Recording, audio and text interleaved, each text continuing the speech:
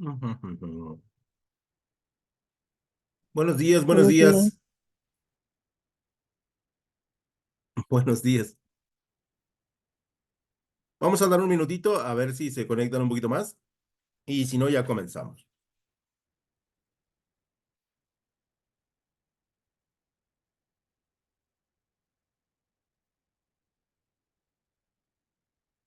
Un segundo y ahorita.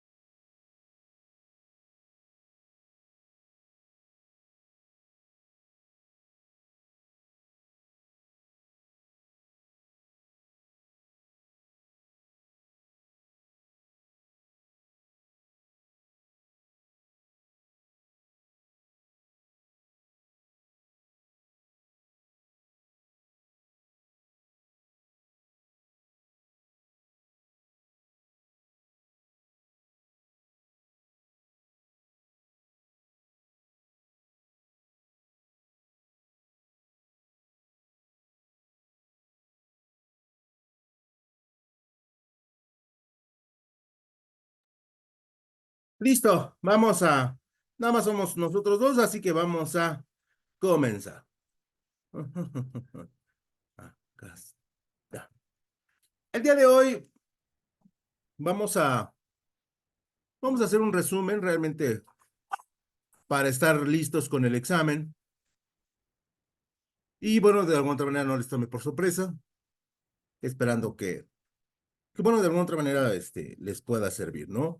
Eh, la realidad es que sí, el examen es complicado, ¿no? No es tan fácil, son muchos elementos, pero pues vamos a tratar de ver los más posibles a detalle, ¿no? Y bueno, hablábamos de las generalidades del derecho mercantil, pero donde a mí me gustaría centrarme, porque pues, evidentemente es un resumen, sería en la parte del comerciante, ¿no? Y de alguna manera el comerciante es una figura que sí es bien necesaria, es bien importante desde el punto de vista del derecho mercantil, porque de alguna otra manera nos protege mucho para cualquier acto de comercio. Y entonces, en ese sentido, eh, teníamos que establecer el concepto de comerciante, ¿no? Y decíamos que es una persona que ejercita con habitualidad, y lo leemos tal cual porque, bueno, pues así tiene que ser en estos casos donde la ley se aplica. Persona que ejercita con habitualidad y en nombre propio una actividad económica dirigida a la producción o intermediación de bienes o servicios para el mercado, ya sean bienes directos o bienes a través de representantes o apoderados, ¿no? Y entonces el concepto del comerciante es bien importante porque estamos hablando de que es una figura que es pues, un especialista, ¿no? Y es un especialista que ejerce en nombre propio el comercio o es una persona que ejerce el comercio a nombre de un tercero. Y de alguna otra manera esto nos ayuda mucho para que pues esa facultad que tiene el derecho mercantil, de alguna otra manera nosotros la integremos y la podamos utilizar en beneficio de la empresa, ¿no? Donde cada vez más queremos tener especialistas y donde cada especialista responde de alguna otra manera a una actividad concreta. Y sobre todo si se trata de una actividad de carácter eh, legal, ¿no? Como es la aplicación de la compra y venta de artículos. Entonces, en ese sentido, sí era bien necesario conocer la definición y su importancia. Y empezamos a ver los vínculos que tenía el comerciante con las diferentes ramas o los vínculos que tenía el comerciante con las empresas o con los terceros, ¿no? Y empezamos a ver que decíamos que era una persona física, ¿no? Y decíamos que una persona física son identificadas exclusivamente por nombre, esto es somos todos nosotros, y luego veíamos lo que eran las personas morales, ¿no? Que aquellas son aquellas que tienen una razón social y al ser una razón social se les considera un negocio, una empresa o un proyecto, ¿no? Y de alguna o de otra manera, pues la aplicación de el vínculo entre personas físicas y morales le permitía al comerciante ejercer su actividad, ¿no? Y decíamos que cuál era la diferencia entre una persona física y una moral. Bueno, pues básicamente la gran diferencia es que una persona física puede ser un empleado o profesionista y el comerciante normalmente será una sociedad mercantil o una asociación civil. Esto es que el marco o el rango de derechos y obligaciones sería mucho más estricto para una persona física. Y luego empezamos a ver los requisitos para ser comerciantes. ¿Por qué necesitamos el comerciante con las personas físicas? Porque son ellas las que van a realizar el comercio de alguna otra manera o el acuerdos comerciales o venta y compra de mercancías. Y entonces yo como empresa lo que opto es contratar un comerciante como parte de mi equipo de trabajo o en su defecto contrata una empresa bajo la figura del comerciante para que se haga cargo de lo mismo.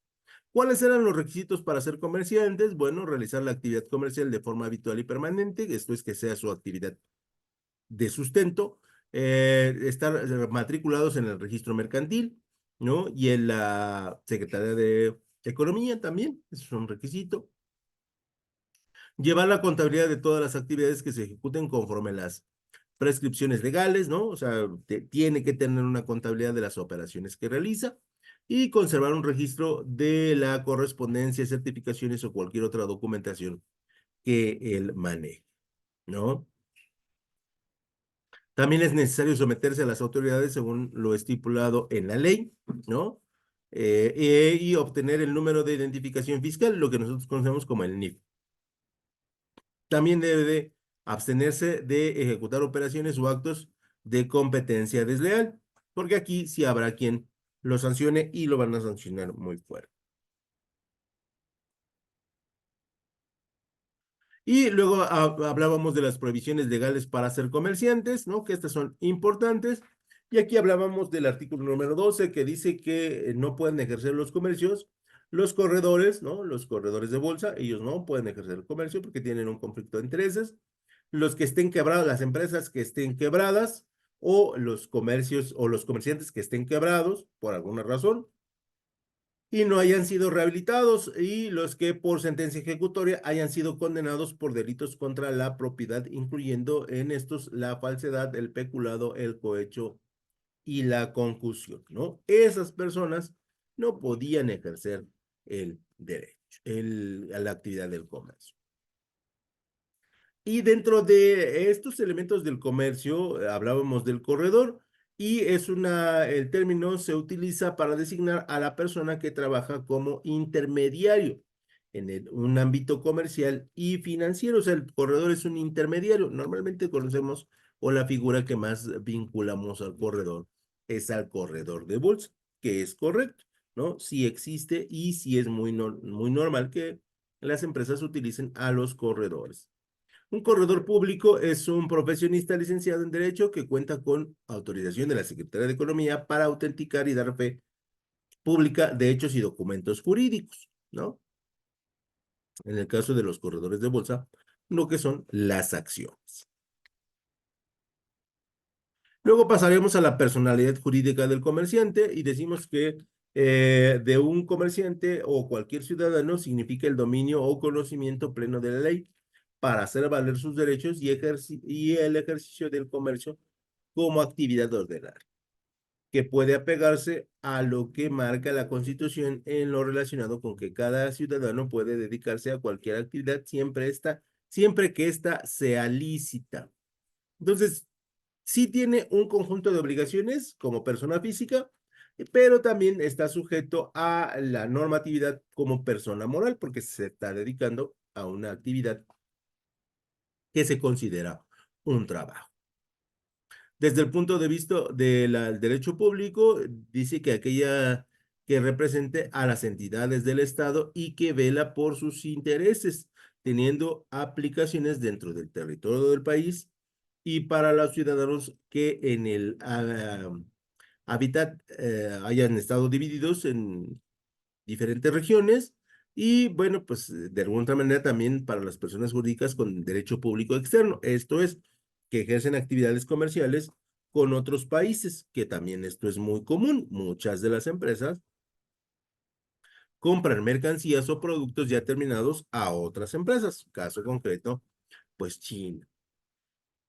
Y la personalidad jurídica dentro del derecho privado dice que aquellas que representan interés particular regulados por códigos de comercio específicos, asociaciones, empresas, cooperativas, a sociedades civiles, mercantiles, o etcétera, ¿no? O sea, ahí vamos a tener un amplio margen de actividades.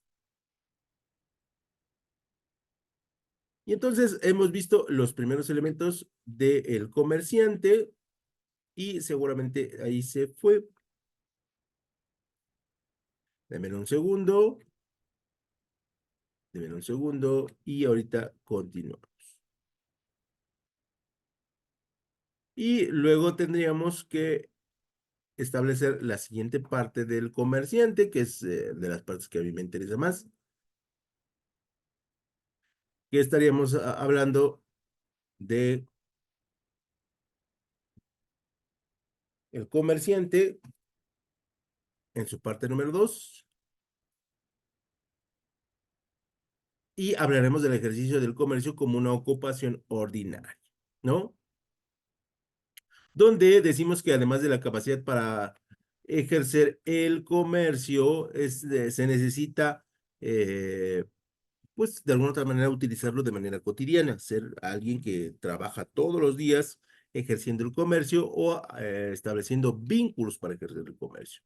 Y por lo tanto, una vez que esa situación se repite, pues nos volvemos comerciantes, obviamente con los requisitos que establece la ley. Luego hablamos de las obligaciones de los comerciantes y decíamos que obviamente llevar una contabilidad es uno de los elementos más importantes. Luego establecer el registro mercantil, ¿no? Donde tendremos que presentar el original y del documento de identificación, nuestra perdón, nuestra IFE y hacer el formato de la carta de responsabilidad para personas jurídicas, donde nosotros decimos vamos a ejercer el comercio y lo vamos a ejercer para estas empresas. Llenar el formulario correspondiente en la Cámara de Comercio, obviamente de su ciudad, y que este lo traslade a la Secretaría de Economía. Obviamente llevar nuestra contabilidad como un elemento normal y conservar la documentación de soporte, ¿no? Que aquí, pues siempre, como para efectos de ley, la tenemos que guardar durante 6 años, ¿no? Cualquier documentación administrativa, y esto es por ley, se debe guardar mínimo 6 años, ¿no? Y de alguna otra manera, pues una vez que termine ese periodo, pues ya se puede desechar. Eso ocurre también para nuestros documentos. Si por ahí tienen un documento, y es nada más una recomendación. Si tienen un recibo de la luz de hace 6 años, ya tienen, no, muchachos, ya está pagado, ya no es, ya no tiene validez legal, ¿no? Ya es un simple papel. Y también hablábamos del anuncio de la calidad mercantil, ¿no? Que no es otra cosa más que consiste en hacer del conocimiento del público que determinadas personas físicas realizarán actos de comercio y que de ellos es su ocupación ordinaria.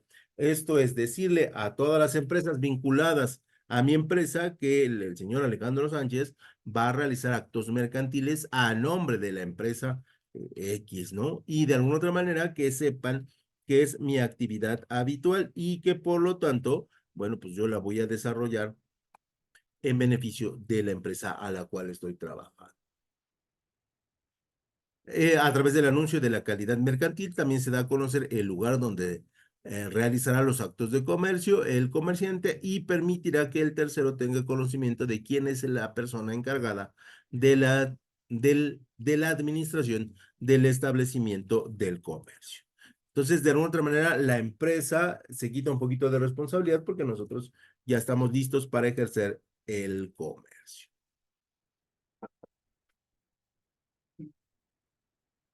Y entonces ya empezamos a ver que pues, el comerciante tiene un poder pues, fuerte dentro del marco legal y que prácticamente muchas empresas utilizan la figura del comerciante para poder ejercer el comercio en México.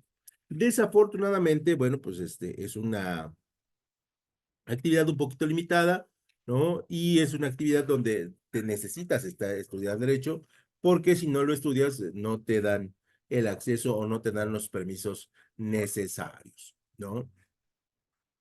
Y entonces, de alguna otra manera, sí necesitamos tener esa capacidad para poder ejercer el comercio.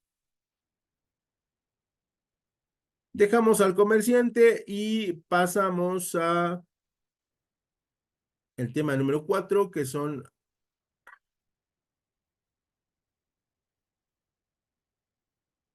las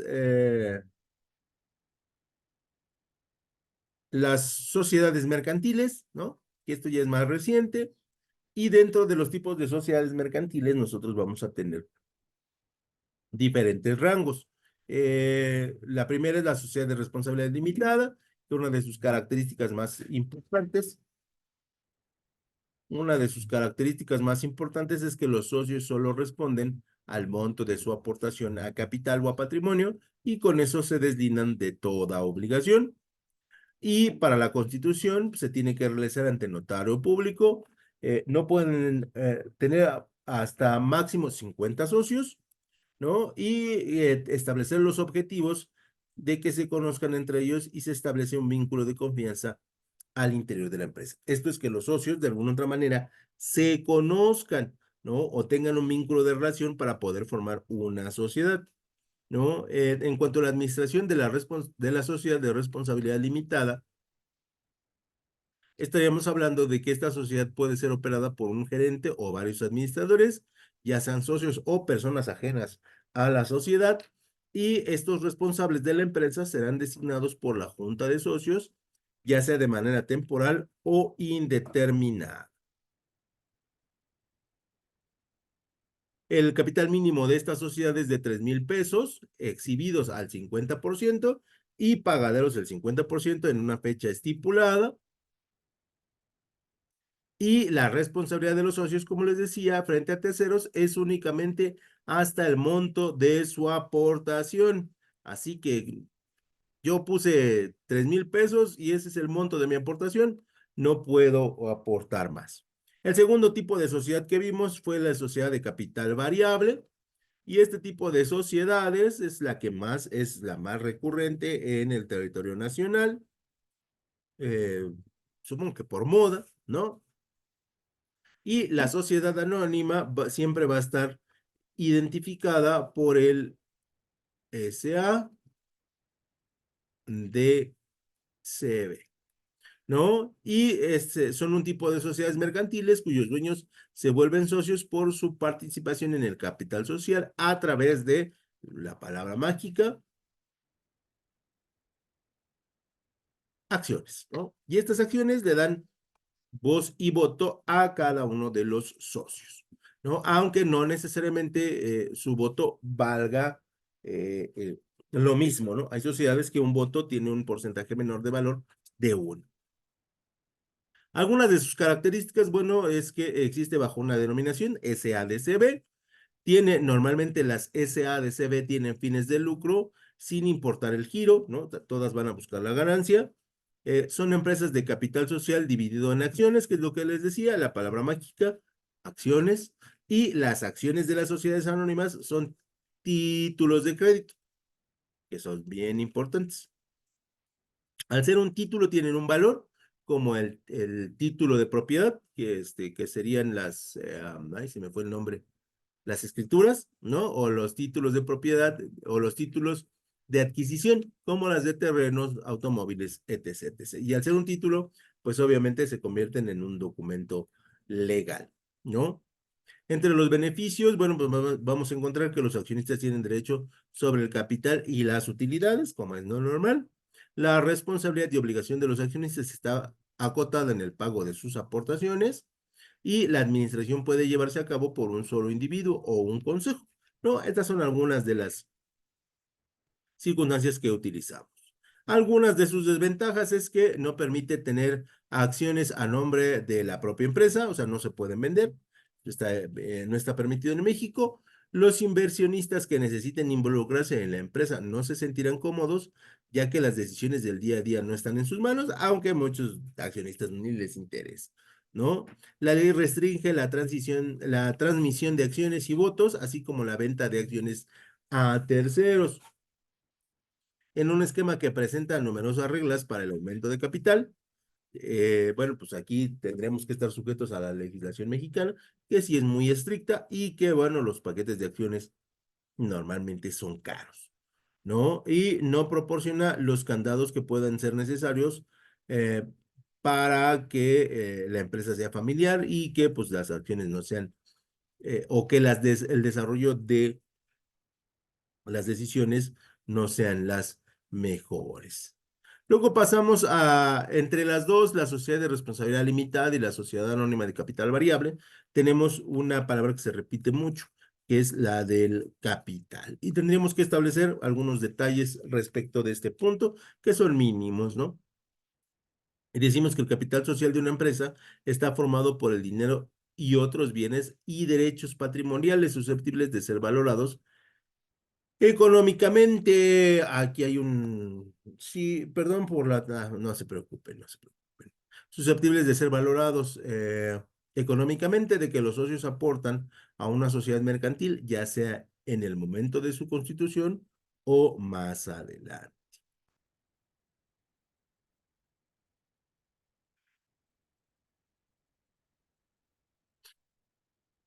Y hablaremos de las partes sociales, y dentro de las partes sociales tenemos que la proporción de capital social de la que es dueño cada uno de los socios de la empresa son indivisibles y pueden tener un valor distinto. Esto es, tú tienes dos paquetes de acciones, pero no te permiten tener derecho a dos votos en la toma de decisiones. Y alguien puede tener un paquete de acciones, pero tener más de dos votos.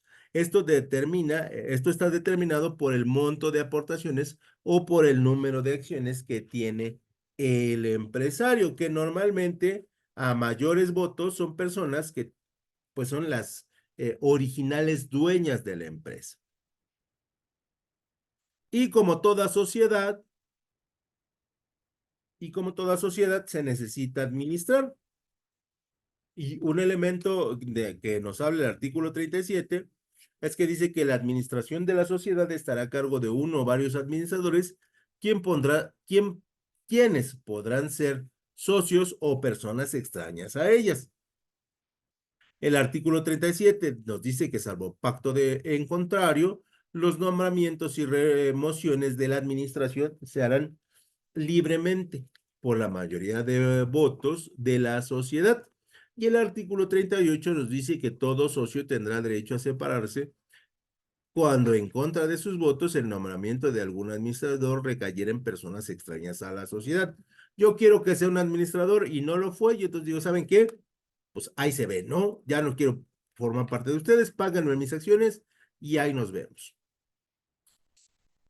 Para el artículo 39, cuando el administrador sea socio y en el contrato social se pactare su inmovilidad, o sea que va a estar toda la vida ahí, solo podrá ser removido judicialmente por dolo, culpa o inhabilitación, que ya en México esta parte de nombrarlos toda la vida, pues no se hace, ¿no? Eso sucedía en otras épocas, en los 40, en los 50, ¿no? Tal vez hasta en los 60. El artículo 40 dice que siempre que no se hagan designaciones de administradores, todos los socios concurrirán en la administración. Y el artículo 41 nos establece que el administrador solo podrá enajenar y gravar los bienes inmuebles de la compañía con el consentimiento de la mayoría de los socios, o en el caso de que dicha enajenación constituya el objeto social o sea una consecuencia natural de este, ¿no? Y en estas dos sociedades, las asambleas de las sociedades mercantiles son una manera en la cual una sociedad puede llevar a cabo la toma de decisiones con respecto a la marcha de la empresa y otros temas, ¿no? Y tenemos un tipo de asamblea que sería la Asamblea General Constitutiva y tiene por objeto comprobar los actos inherentes a la formación de la sociedad y declararla regularmente constituida. Y luego tenemos la Asamblea Ordinaria, que es una junta de accionistas que se reúnen en forma obligatoria cada cierto periodo, por lo menos una vez al año, para considerar sus asuntos que tengan ahí pendientes. Y entre los temas a tratar estará el informe financiero actual de la sociedad, la distribución de utilidades para cada accionista, que es la que más les interesa, y algunas votaciones en conjunto. Y luego tendríamos las que nadie quiere ir, que serían las asambleas especiales, que serán las que se reúnan para tratar asuntos que pueden afectar los derechos de una sola serie de acciones y estarán sujetas a las disposiciones aplicables a la Asamblea General. Extraordinaria en cuanto a la cantidad de personas, ¿no? O lo que nosotros conocemos como el quórum, las votaciones y la formalización de las actas. Y en general, bueno, pues estos serían algunos de los puntos que hemos tocado, ¿no?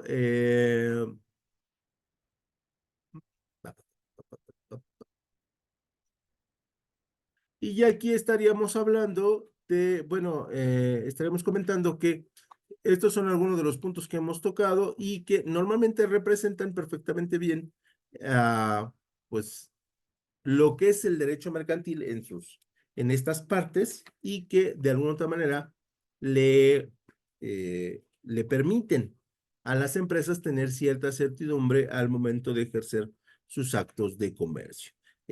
Sí notamos, sí vemos que formar una empresa legal en México es una cosa que no es tan simple, es una cosa que está sujeta a muchas normatividades y que de alguna otra manera, por eso mucha gente no se anima a formarlas, ¿no?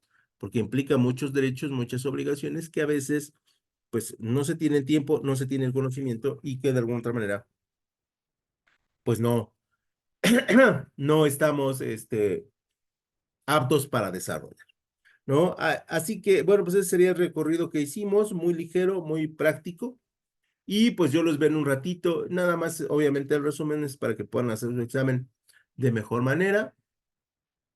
Y pues yo los veo en aproximadamente, miren, son las 9:20, nos vemos 9:30. ¿Les parece, muchachos? Claro que sí, profesor. Ok, y Sí, maestro. les mandé unas copias para la otra materia, no sé si las tengan a la mano, ojalá las pudieran haber sacado, impreso, porque pues las vamos a necesitar, y si no, pues ahorita ya vemos qué hacemos. ¿Dale? Ahorita nos vemos, cuídense mucho. 10 minutos.